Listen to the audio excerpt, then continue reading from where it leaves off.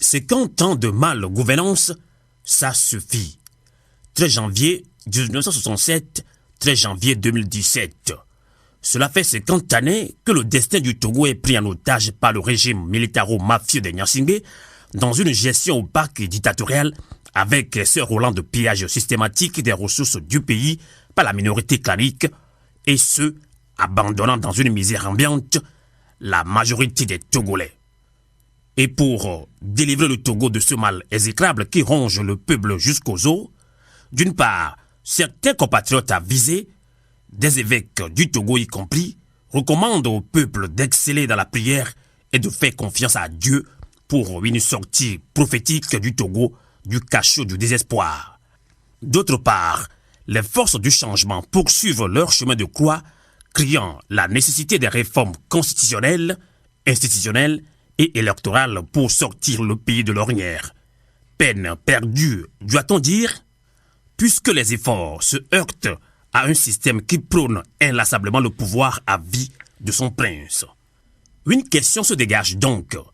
Comment arriver à une prise de conscience commune et collective pour obtenir les réformes, les opérer sans césarienne dans un consensus tenant compte des réelles aspirations du peuple, notamment la limitation du mandat du président de la République, une élection à 2 tours, les institutions fortes, une armée républicaine dépouillée de toute implication partisane, une cour constitutionnelle et une commission électorale indépendante, etc.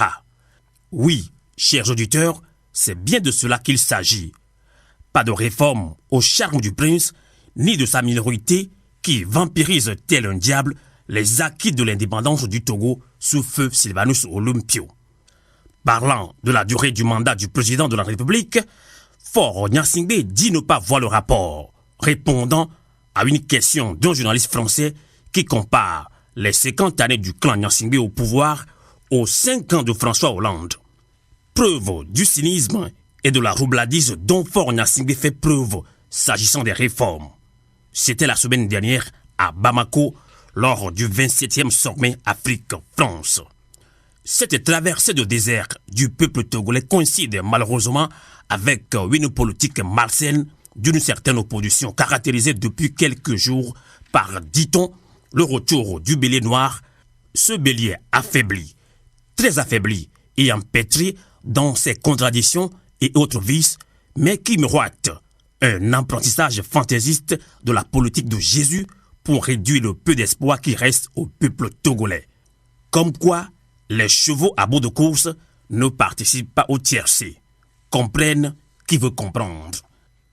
Yaovi Agboibor, puisque c'est de lui qu'il s'agit, a-t-il besoin de tremper la toute petite dignité de patriarche qui lui reste dans cette boue puante qui le décolore à jamais et l'inscrit sur la liste des dinosaures qui s'accrochent aux os dévêtus? Juste une question de cœur, chers amis auditeurs. À ce moment précis de l'histoire que vit le peuple togolais, il convient que les populations s'activent aux côtés des hommes vertus de bonne volonté en prenant leurs responsabilités pour s'opposer au pouvoir séquentenaire.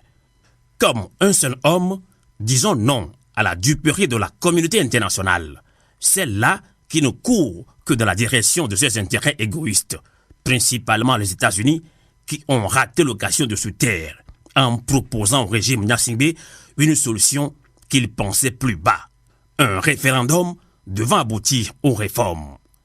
Irréalisme, voire incongruité, vu le contexte. Le Togo peut-il sincèrement aller à un référendum dans ce contexte où toutes les institutions du pays sont inféodées au pouvoir, leur premier responsable se prosternant devant le prince, chantant sa gloire sur tous les toits? Nous disons non, non et non, car les mêmes causes produisent les mêmes effets dans les mêmes conditions. Fin de citation. Aller à un référendum, c'est consacrer l'accès au boulevard tant cherché par Faure Gnassingbé pour s'éterniser au pouvoir. Peuple togolais, souvenons-nous de ces âmes qui sont tombées au bout des armes assassines de cette armée partisane qui constitue le socle du pouvoir de Gnassingbé. Douti Sinaleng, Anselme Sinandare, Étienne Yakano aujourd'hui, Tavio Amorin, Marc Atidepé, Sylvanus Olympio, le martyr inconnu hier. La liste est longue. Que le cri du sang innocent de ces martyrs nous interpelle et nous donne le courage d'avancer. La victoire est au bout de l'effort.